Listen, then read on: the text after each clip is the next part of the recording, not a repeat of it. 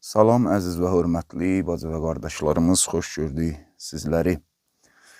Yəqin ki, xəbərimiz var, Türkiyə ilə bağlı İsrailin təcavüzkar siyasətləri günü-gündən özünü daha da qabarıq formada özünü göstərir və bizi həm köhnə kanalımızda, bağlanan kanalımızda, həm bu kanalımızda izləyən əzizlərimiz bilir ki, bir neçə ildir dəqiqliklə bu nöqtəyə biz işarə vururduq ki, Türkiyə hakimiyyəti, Erdoğan hakimiyyəti Suriyada və İraqda və bütün bölgə, region üzrə Amerika və İsrail hər iki halda o hakimiyyətin əli ilə Türkiyəni parçalayacaq və səhnədən silməyə çalışacaq hər iki halda. Biri bu idi ki, işini görüb qutarandan sonra hiss eləsə ki, işə alınır. İkincisi bu idi ki, işinin xətərə düşdüyünü, təhlükəyə düşdüyünü gördükdə.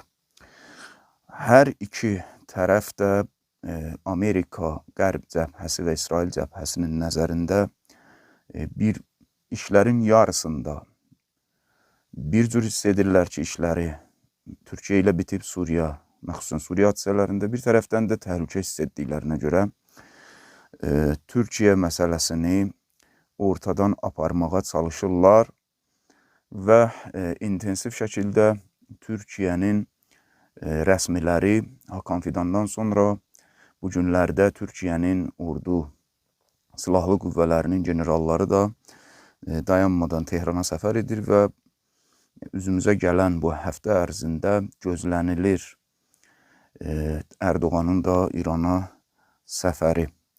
Yadınızda varsa, İranın İsraildən milyonlarla kəşfiyyat məlumatlarını, həssas kəşfiyyat məlumatlarını qaçırdığını demişdik və demişdik ki, bu yaxınlarda bir proqramlarımızdan birində qeyd etdik ki, görünən odur ki, Türkiyəyə də İsrailin Türkiyə barəsindəki sənədləri, kəşfiyyat məlumatlarını dəqiqliklə təqdim edib İran. Amma bütün bu hadisələri, məxsusən Türkiyə ətrafında cərəyan edən bu hadisələri daha yaxşı anlamaq üçün bugün istəmirik çox təhlil edək. Qısaca hansısa nöqtəyə toxunacaq təhlil mənasında, amma dünya, məxsusən də regionda baş verən hadisələr puzelinin tikələrini istəyirik yan-yana qoyaq, özünüz də zehninizdə müxtəlif təhlillərə əl tapa biləsiz ki, illərdir İngilisin pərdə arxalığı ilə, Amerikanın himayəti ilə İsrailin bölgədə, məxsusən müsəlman ölkələri arasındakı Qalliver planından ki danışmışdıq, onu icra etməyə çalışdığı bir plan idi.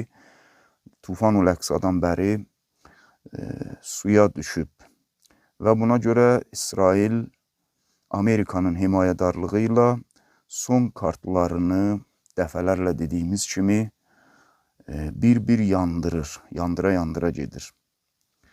Bu da müqaviməti bacardıqları qədər müqavimət qollarını zəiflətmək istiqamətində ki, onları İranın əli bilirlər. Netanyahu və Trump bunu dəfələrlə fəryad edib bildiriblər. Giriş olaraq bunu bilək ki, nələr baş verib və nələr baş verməkdədir. Bu tikələrdir, puzelin tikələrdir. Birincisi, 2023-cü il oktyabrın 7-sində Əqsa tufanı baş verir. Tufanul Əqsa bir neçə proqramda dediyimiz kimi bunların iki dənə böyük strateji planını suya atır. Biri iqtisadi bunların canıdır. Planı idi ki, Ərəb-Med koridoru idi ki, İsrail mərkəzliyi təşkil etməli idi. Hindistandan gəlməli idi. Hind okeanı, Ərəbistan və işğal olunmuş torpaqlardan keçib Aralıq dənizinə və Avropaya mərkəzlik təşkil etməli idi. Bu alternativ idi Çin, Rusiya, İran üç qütbünün cənub-şimal və şərq-qərb dəhlizinə. Tufanul Əqsa bunu suya saldı iqtisadi baxımdan, sonra Yəmən davam elədi, Ədən körfəzi və Qırmızı və ya Qızıl dənizdə. Digər planı da ideoloji və siyasi planları idi ki, İsrailin və dolayısıyla Amerikanın bu məntəqədə ayağını möhkəmlətmək üçün İbrahim əhdnaməsi idi ki, bunu da Tufanul Əqsa suya saldı. Üzərindən 2 il keçdi, 2025-də 12 günlük müharibə düşdü və sözün həqiqi mənasında İsrail və Amerikanın və digər Qərb koalisiyasının dişləri əməlli başlı sındı. Həm siyasi arenada, həm kəşfiyyat, həm təhlükəsizlik, əmniyyət arenasında, həm də iqtisadi arenasında çox böyük zərbələr yedilər və biz 12 günlük müharibədən öncə təkid edirdik ki, nokaut zərbəsi deyəcək. Bu nokaut zərbəsidir ki, hələ də gicəllənirlər. İkinci nə baş verdi?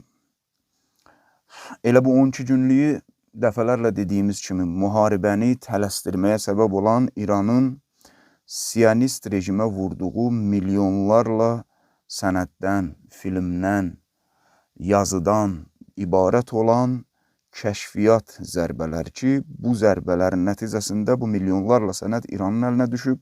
Ona görə bu sənədlərin əksəriyyətinin rəmzli, kodlu olduğuna görə bunlar tələsdilər 12 günlük müharibəni qabağa çəkməyə. Və indiyə qədər İrana bağlı olduğu iddia edilən Hənzələ kimi kiber qrupların ağrıdıcı zərbələri ki, son proqramlarda bunlardan da danışmışıq, İsrailə davam edir və İsrail daxilində sözün həqiqi mənasında təhlükəsizlik istəyir, Şin Betdə, Şabakda, istəyir də Mossadda zəlzələlər davam edir. Bu da ictimai narazılığı yaradır və günü-gündən çoxalır.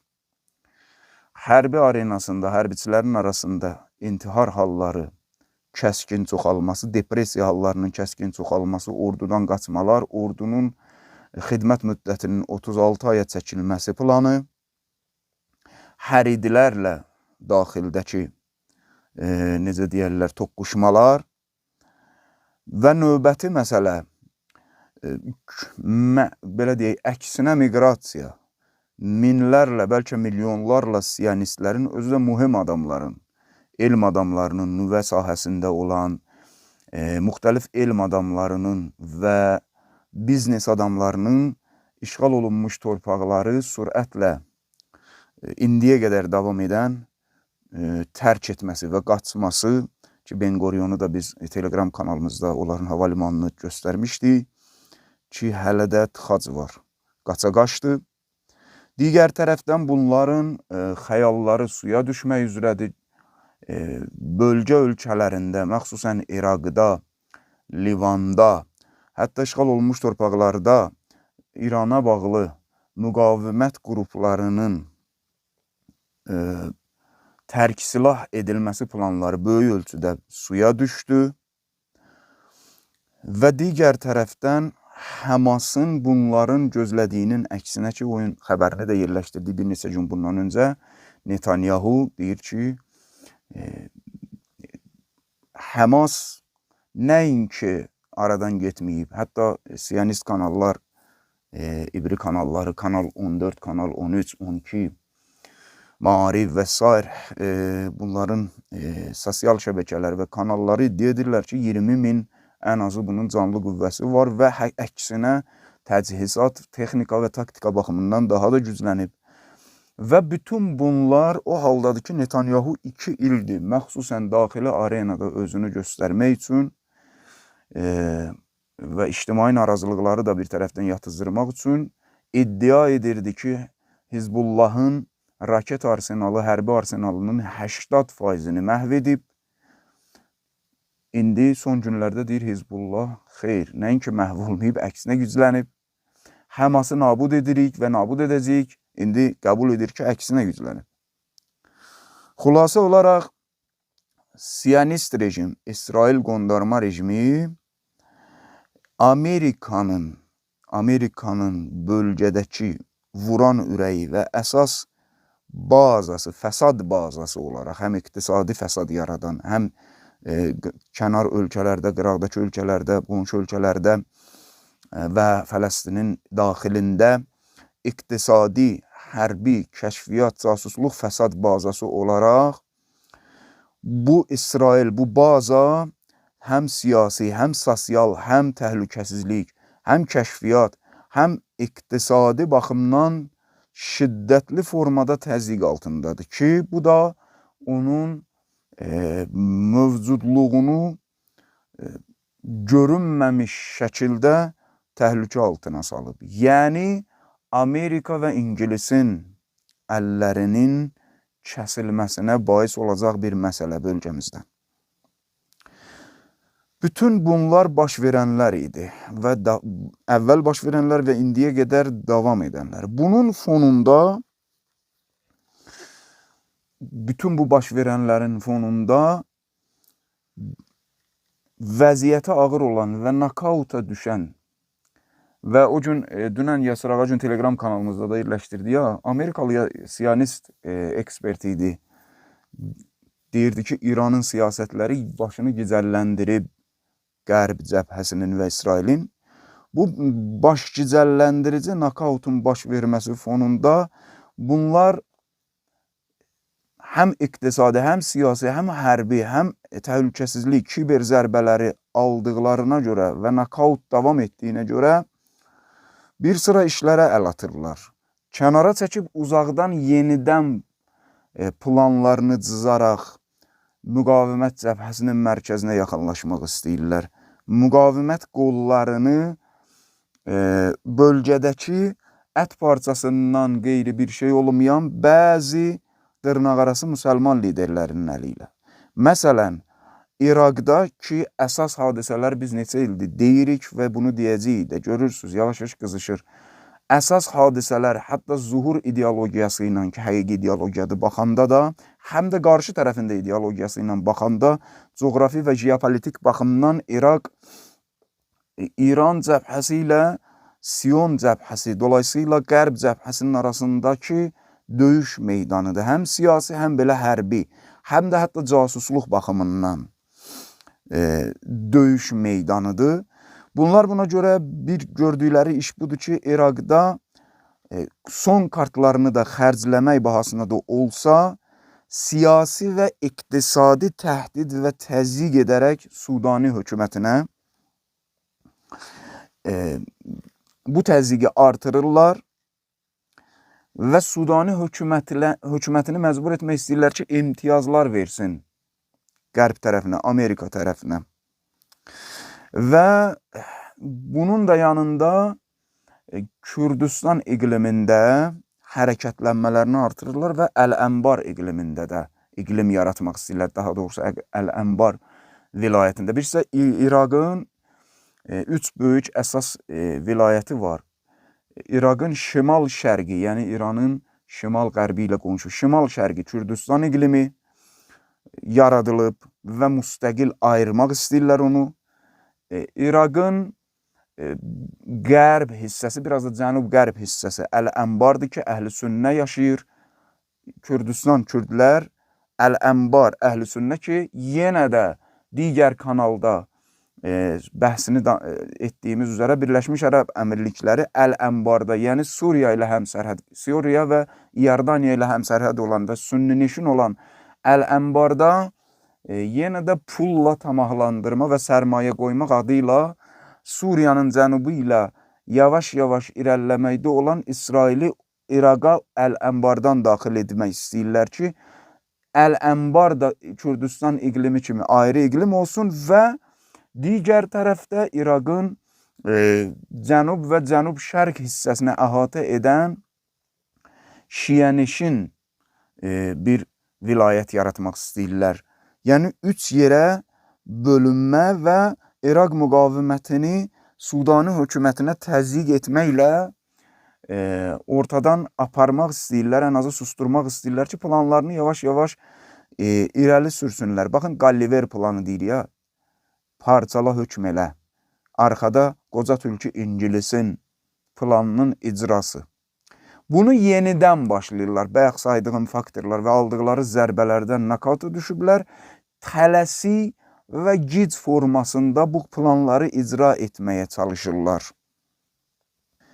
Digər tərəfdən İraqda Əs-Sudani hökumətindən narazılıqlar artır. Çünki Əs-Sudani hökuməti, Əs-Sudani baş naziri olaraq seçiləndə İraqın hətta əhalisinin çoxu gözləmirdi. Amerikanın mən böyük ehtimal verirəm, əli var idi ki, bu seçkilərdə saxtakarlıqla onu gətiriblər. Əs-Sudani düzdür zahiri siyasətində İraq və Amerika və İran arasında orta yolu göstərməyə çalışır. Sanki şeytanla Allahın arasında, haqla batilin arasında orta oynamağa çalışır. Amma ilahi sünnətdir. Nə haqdan, nə batildən özünü göstərmək istəyirsən, hər ikisini istəyirsənsə, sən əslində haqdan deyilsən, batildənsən. Və son günlərdə Nuri Əl-Maliki və digər şiə qrupları parlamentdə böyük səs çoxluğunu ələ gətirəndən sonra Sudani hökumətinə qarşı etiraz dalğaları yavaş-yavaş İraqın içərisində çoxalır. Həm siyasi partiyalar arasında, Amerikaya daha çox, batilə daha çox əldiyinə görə, həm də İraq xalqı arasında. İraqda bu işi görmək istəyirlər. Livanda məlumdur, Hizbullahın qüdrətini yoxlamaq həm hər gün İraqa hücumlar, Livana hücumlar edir cənubuna siyonist rejim və şiddətləndirəcək təhdid edirlər ki, mənim fikrimcə bunlar Hizbullahın həm səbrini yoxlayır, həm daxildə ixtişaş yaratmaq istəyir Livanın satqın hökumətinin əli ilə, həm də Hizbullahdakı hərəkətlənmələr və qüdrətlənmənin sirrini öyrənmək istəyirlər. Eyni ilə üçüncü etdikləri hərəkət kimi Yəməndə. Yəmənin başında iki iş görürlər. Həzərmaut bölgəsi və digər tərəfdən, necə deyərlər, Yəmənin cənubunda olan Ədən körfəzindən aşağıda, cənubda və Afrika buynuzu deyilən yerdə Somali. Somalinin şimalındakı Somalilənddə bu işləri görmək istəyirlər. Qısaca deyirik biz bunu. İnşallah bunların geniş analizləri, təhlilləri var. Gələn proqramlarda bunlara toxunacağıq. Bunlar həm Həzərmaut bilirsiniz də, Yəmənin əsas bölgəsi qərb tərəfdə, Sən'a paytaxt tərəf Ənsarullahın hakimiyyətindədir. Amma Həzərmaut Yəmənin ortadan, yəni cənub ortasıdır. Həm belə şimaldan cənuba sanki çəkilib, həm də biraz şərqinə tərəf istiqamətlidir. Orada güya formal olaraq Ərəbistan qüvvələrinə qarşı yenə Birləşmiş Ərəb Əmirlikləri fəal rol oynayır. Oradakı Həzərmaut ki, necə deyərlər, Həzərmautda müvəqqəti keçid hökuməti adı ilə olan dəstələr güya özlərinə muxtar bir ərazi ayırmaq istəyirlər adıyla. Əslində, burada da mən ehtimal verirəm ki, Həzərmautdakı hadisələr Ərəbistan və Birləşmiş Ərəb Əmirliklərinin də fəal rolu ilə güya bunlar orada o dəstələri dəstəkləyir, muxtar respublika yaratmaq istəyir, amma İsrailin planını icra edirlər. Bir səbəbi daxili, Yəməndə daxili ixtişaş yaratmaq, çünki Yəmənə də kəşfiyyat baxımından və F-35'ləri göndərdilər, hərbi baxımdan girə bilmədilər və casusları tutuldu. Həm casusluğu artırsınlar, Yəməndə yaranan toqquşmalar çoxalsın, casusların ələ açılsın, həm ictimai narazılıq yaratsınlar, çünki Yəmənin iqtisadi vəziyyəti yaxşı deyil, həm də əl tapa bilmədikləri Yəmənin Ənsarullahının çox güclü silah arsenalının yerini öyrənə bilsinlər. Bir tərəfdən də dediyimiz kimi Somaliland, Somalinin şimalı, Muhammed Abdullah, səhv eləmirəmsə, bəli, Abdullah idi da, Abdullah Muhammed, Somalilandin 2024'də Somalinin şimalında özünü muxtar elan etdi, saxta olaraq Somaliland olaraq Ədən körfəzinin sahilində güya bu muxtar ayrıca bir Somalidən ayrı ölkə quraşdırdı 2024'də. Bu Muhammed Abdullahı da dünən Netanyahu, dünən ya sırağa gün Netanyahu dünyada heç kəs bunun müstəqilliyini tanımadı. Hətta ərəb ölkələri arasında Netanyahunun onları dünən müstəqil tanıması və o saxta prezidenti İsrailə işğal olmuş torpaqlara dəvət etməsi İslam şurasında da böyük qəzəbə səbəb olub. İran, Yəmən başda olmaqla İraq, Səudiyyə Ərəbistanı və digər ölkələr arasında. Fikir verin, bütün bunlarda, hələ bundan əlavə baxın. Netanyahu Gəlir çıxır məsələ Türkiyənin başına. İran keçən proqramlarda bəhsini etdiyimiz üzərə İsraildən gətirdiyi milyonlarla kəşfiyyat və dəqiq sənədlərdən demişdik ki, Sepahın sözçüsü dedi ki, Türkiyəyə də verəcək və demişdik zahirən verib, görünən budur verib.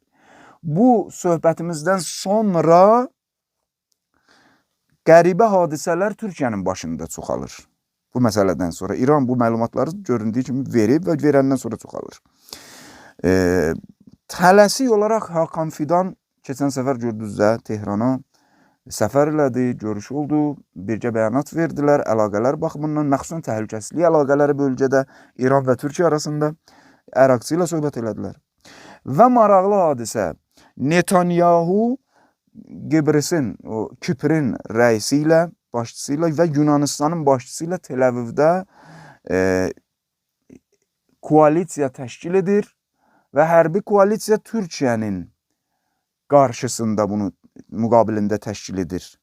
Və bunun ardıca yenidən Türkiyənin generalları, hərbi başçıları sırağacında dünəndə Tehrandaydılar. Və gözlənilir ki, Erdoğan səfər etsin. Niyə görə Türkiyə? Bəs niyə görə Türkiyənin başında bunlar fırlanır? Axı Türkiyə hökumət olaraq xalq deyil. Erdoğan hökuməti olmazın köməkləri etdi İsrailə. Və biz niyə görə deyirdik ki, buna rəğmən İsrail, yəni Amerika. Amerika Türkiyənin başını papaqsız qoyacaq Erdoğanın Suriyada və daha sonra İraqda və dolayısıyla bütün bu regionumuzda. Niyə? Baxın, bugün gedən hadisələr. Suriyanın şimalında görürsünüz, Kürdlər Amerikaya bağlı. Hətta lazım olanda Colaniyə qarşı istifadə edirlər. Zahirdə də olsa formal olaraq. İraqın şimal və şimal-şərq hissəsində Kürdistan iqlimi. Həm Suriyanın şimalındakı Kürdlər, Türkiyə ilə həmsərhəd, həm İraqın şimalındakı və şimal-qərbindəki Kürdlər, İran və Türkiyə ilə həmsərhəd. Və bayaq dediklərimizi yadınıza salın. Amerika öz quduz iti İsrailin Qalliver planını irəli aparmaq üçün arxada İngilisin əli ilə parçala hökm ilə kiçik, balaca İraqda, Suriyada, hətta əlləri çatsa İranda, Yəməndə parçalanmalarla İsrailin də bu tərəfdən Davud proyektini həyata keçirməklə bu coğrafi və jeopolitik baxımdan həm də İbrahim əhdnaməsini Ərəbistan və digər satqın hakimiyyətlərin əli ilə yerinə yetirməklə asan idarə etməsi fonunda Kürdlər də bilirsiniz də istəyir. Kürdlər elə bir xalqdır ki, bunlar deyir ki, bizim ayrı hökumətimiz olmalıdır. Kürdlərə də bir oradan bir söz verirlər, pay verməlidirlər.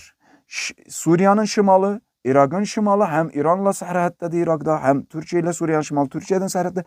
Türkiyənin 85 milyonluq əhalisinin bir 40 milyona yaxını Kürddür.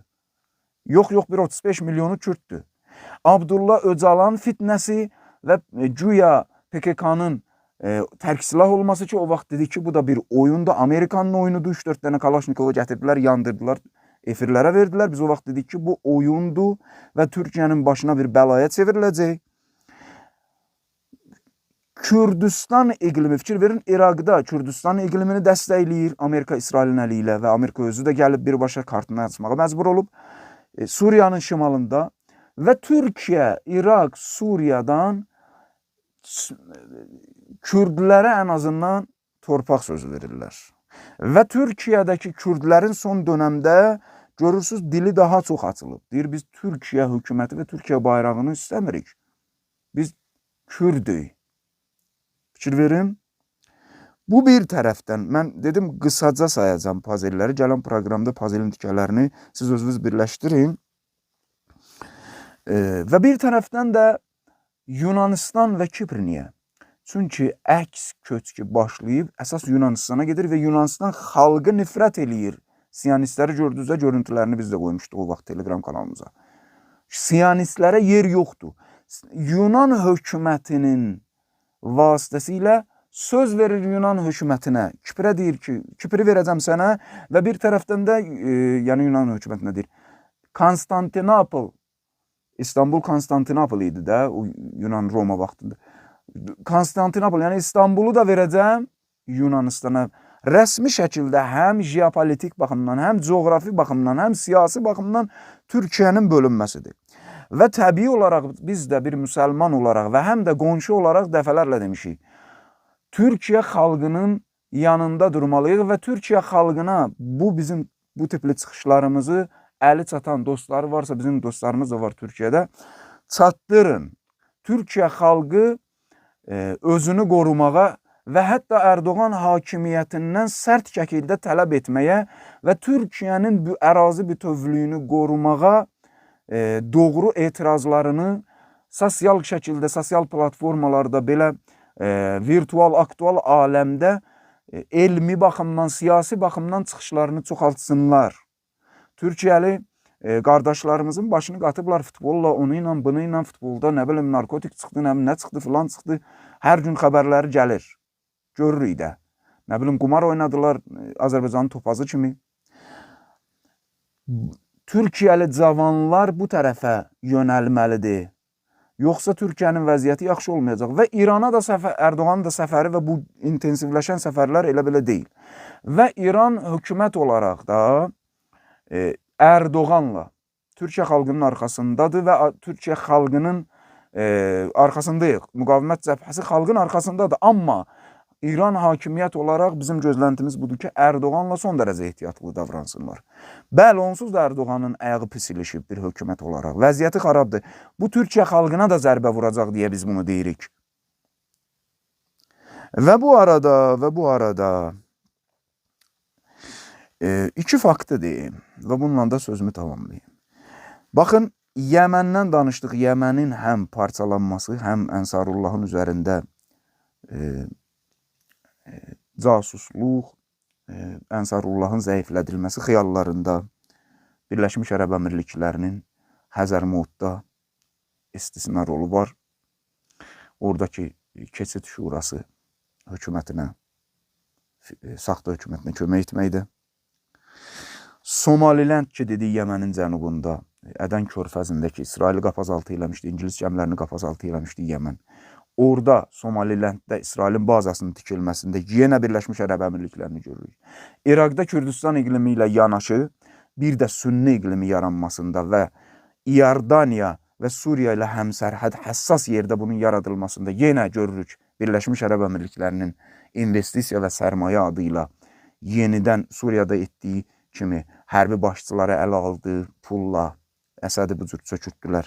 Yenə Əl-Ənbarda, İraqda Birləşmiş Ərəb Əmirliklərinin əli var və Birləşmiş Ərəb Əmirliklərinin yanında Saud rejimi, Ali Saud rejiminin Vəhhabi qeyrətsizlərini dünyaya, məxsusən bölgə ölkələrinə radikal terrorçu və muzdur və bir murdar əski olaraq istehsal edib yayan Saudiya rejimi və Birləşmiş Ərəb Əmirliklərinin maraqlıdır. Son zamanlarda Amerika ilə və NATO ilə əlaqələrin sıxlaşması fonunda Azərbaycan hökuməti Əliyev rejimi ilə bu Birləşmiş Ərəb Əmirliklərinin, Saudun əlinin bir kəsədə olduğunu görürük. Müxtəlif adlarla siyasi və təhlükəsizlik əlaqələri Birləşmiş Ərəb Əmirlikləri ilə və Ərəbistanla və bunun nəticələrini necə görürük? Azərbaycandakı Vahabilərin çoxalması. Və bunun nəticələrini necə görürük? Azərbaycan hökuməti özü heç xalqı da İsrail və Türkiyə arasındakı seçimə vadar eləməsi və Azərbaycanın dünya arenasında və məxsusən müsəlman xalqları, bölgə xalqları arasında daha çox təcrid olunmasına gətirib çıxarır ki, bütün bu əlaqələrin nəticəsi kimi gözümüz aydın olsun. Dünən Yasır Ağacım mən Azərbaycanın sosial platformalarından birində gördüm ki, Bakıda bəli, silahlı qruplaşmalar tutulub, silahlar tapılıb, bəylər məsələsi var ki, buna toxunacaq, geniş Ramiz Mehdiyev məsələsi var, İlham Əliyevin gördüyü bu siyasətlərin nəticəsində Kürd mafiyası məsələsi var Azərbaycanda, Vəhhabilər bir tərəfdən silahlanır, həm sosial platformalarda, həm sosial olaraq belə ictimai olaraq yer verilir. digər tərəfdən potensial Kürd xətəri var ki, İlham Əliyev Azərbaycanı daha böyük faciəyə sürükləyir bu siyasətləri ilə. Sonda ali məqam Türkiyənin belə deyək də İranla bu intensiv əlaqələrinin çoxalması Türkiyə xalqı baxımından biz üçün yaxşıdır və Azərbaycanın vəziyyətinin günü-gündən hər sahədə Əliyev rejimi vasitəsilə ağırlaşmasını görəndə yadıma 2020-ci ildə Qarabağ müharibəsindən sonra ki, rəhbərin çıxışı düşür ki, biz onda təhlil etdik ki, Türkiyə və Azərbaycan hökumətlərinin biz deyirdik xoş rəqslikləri Amerikaya və İsrailə nökərçilik edib bölgədə onların planlarını yerinə yetirmək üçün intensiv çalışqanlıqlarını görəndə rəhbərimiz buyurmuşdu ki, qonşularına quyu qazanlar tezliklə özləri o quyuya düşəcəklər. Sübh yaxındır, sizləri sübhün sahibinə əmanət edirik.